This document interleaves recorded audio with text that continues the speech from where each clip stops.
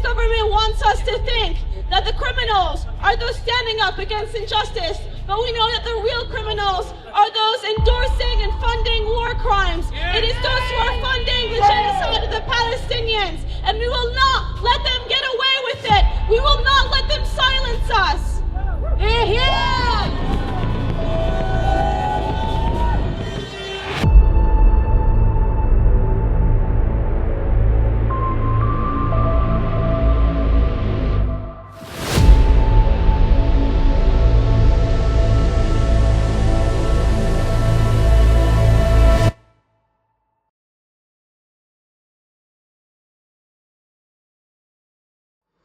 We oppose all uses of counter-terror powers against pro-Palestine supporters, against pro-Palestine protesters, and that's what's happened against me as well. The 4th of March, I was charged under Section 12 of the Terrorism Act, which, says that you're expressing a support or belief for a prescribed terrorist organization.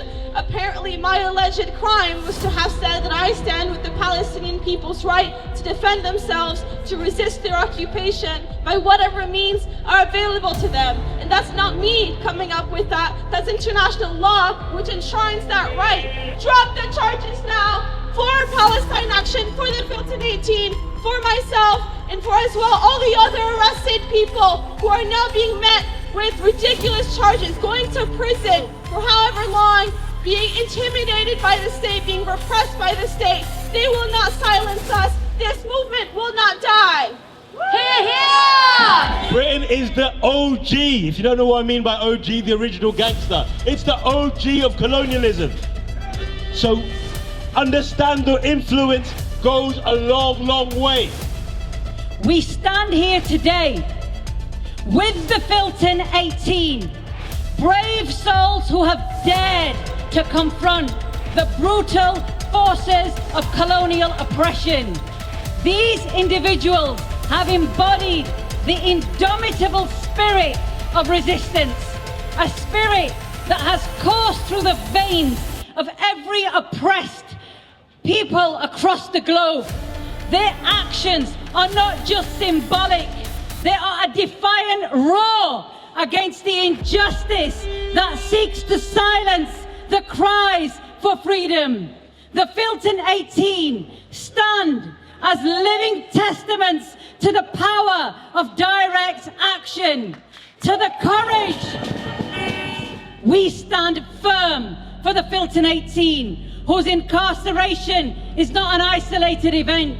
It is part of the broader resistance of Palestinians who have defied an apartheid system designed to annihilate their very existence. The fight of the Filton 18 is a direct response to the unrelenting chain of colonial violence that targets Palestinians.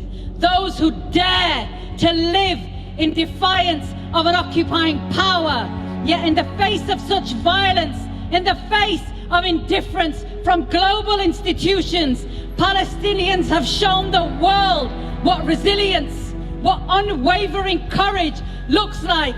They resist, they fight, and they rise.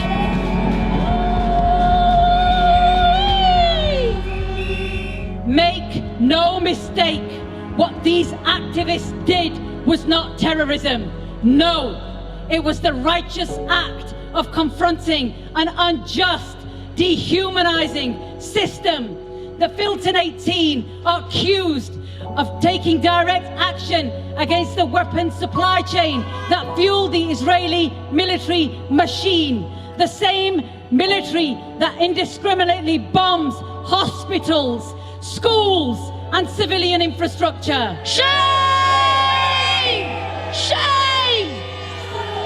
They stood up against apartheid, a system that perpetuates ethnic cleansing, that has rendered millions of Palestinians refugees in their own homeland. But let us not be deceived. When activists are labelled terrorists, it is not by accident. This is deliberate. It is a calculated attempt to shield colonial powers from scrutiny, from accountability. This is the language of empire. The language of those who have used it for centuries to maintain their grip on power, to justify their atrocities, to erase the narratives of the oppressed. The rise of authoritarian anti-terrorism laws is a chilling manifestation of the global system of oppression.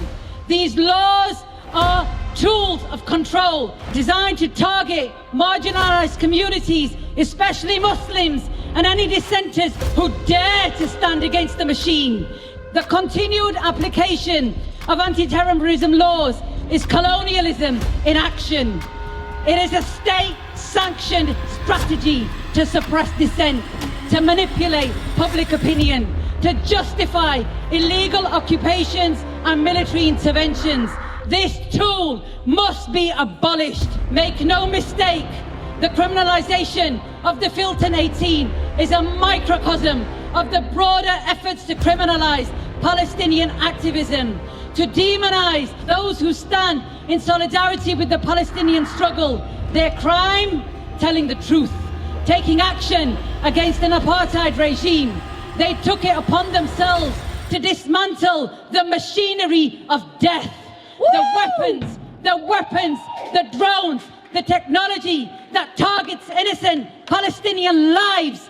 They took action against a system that murders babies, that bombs hospitals, that turns schools into rubble. We will stand with the Filton 18. We will stand with the Palestinian political prisoners, wherever they are. We will stand with all those who are fighting for freedom, justice, and dignity. This is our fight.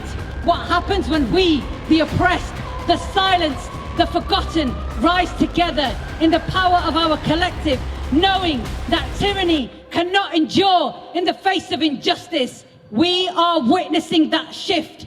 We are seeing the spark of solidarity that unites us in the face of every divide they've tried to create.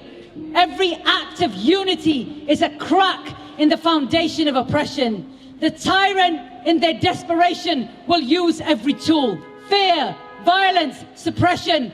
But they cannot stop a people who stand firm in the truth. And so we rise, not just for Palestine, but every soul who has been crushed under the weight of injustice. Together we will stand as one force, unshakable in our demand for dignity, for freedom.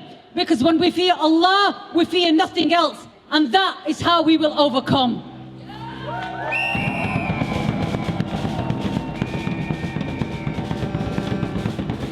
We stand in a long line of Jews who were social justice activists, trade union leaders, etc. That's the Jewish tradition that I grew up in. That's the Jewish tradition that I know. I don't know who these monsters, these Zionist monsters in Jerusalem are.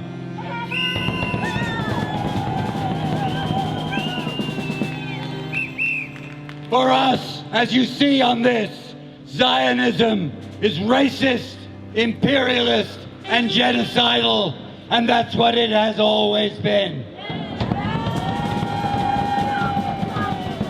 And we are not gonna put up with it.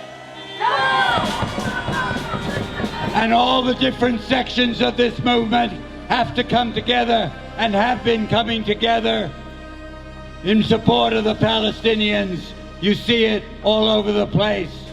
Women's organizations, the disabled, black organizations, all queer organizations, trans organizations. You know, the other day, there was a trans person who refused to join the Israeli IDF. They refused service. They will go to prison for that. But that's what we need from everybody. Refuse to be part of that military establishment. A woman came up to me because I was holding the IJAN banner, the International Jewish Anti-Zionist Network banner. And she said, "How can you be against your people?" And I said, those are not my people.